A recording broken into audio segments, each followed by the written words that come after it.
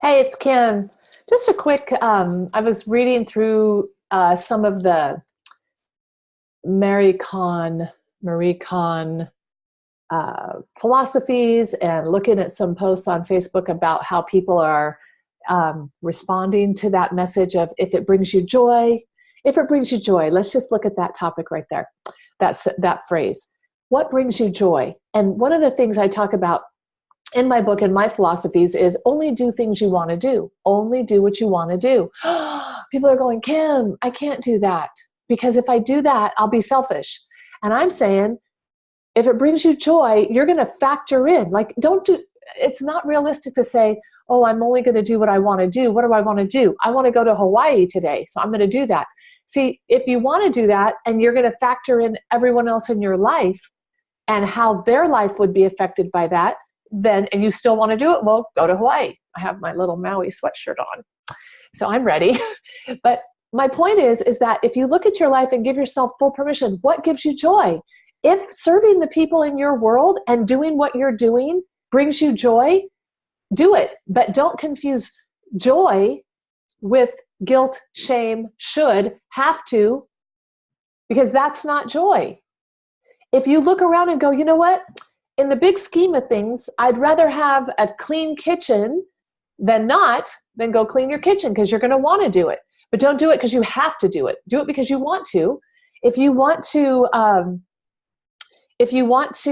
not do something somebody wants you to do because it doesn't bring you joy, then have the courage to say no. Have the courage inside yourself to say your self-worth is not dependent on making them happy and doing what they want you to do if it violates what you really want to do, if it doesn't bring you joy. Another thing I want to relate this to is a philosophy that I came to in my health and weight loss business and myself, is I can eat anything I want. If you give yourself permission, some of you are in such diet mentality to where I have to stay on this rigid eating plan. And if I gave myself permission to eat things that give me joy, I would weigh 500 pounds. Well, I want you just to investigate that what I think is a myth.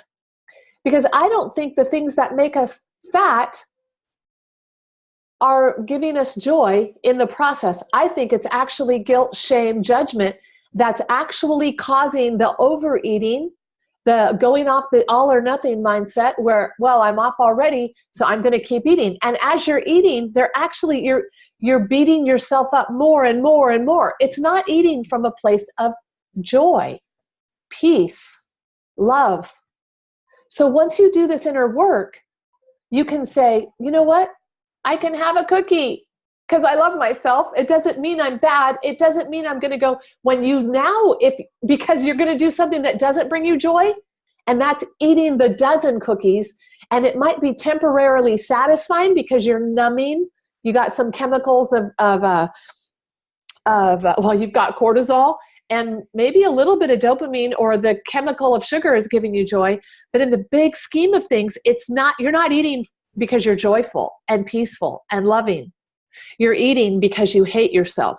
And that's the kind of eating that will end up having you have all kinds of health problems, and not just with weight, and not just weight related. There's some of you who don't eat because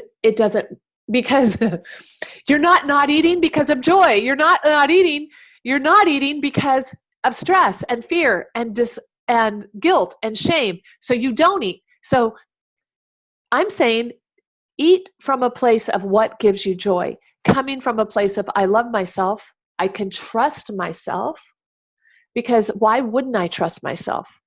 And this is the place I want to help people find, is their intrinsic core value, their intrinsic selves that are unconditionally loved and worthy and perfect and can be trusted. But because we've gotten into cycles, thought and emotional cycles of I keep doing the same things over and over and over, and see, Kim, see. Yeah, but you're not matching apples to apples. You're matching love versus fear, guilt, and shame. So when you move into this clearing the conduit of getting from getting aligned with your true self, you can trust that one. And then you can come from pure joy.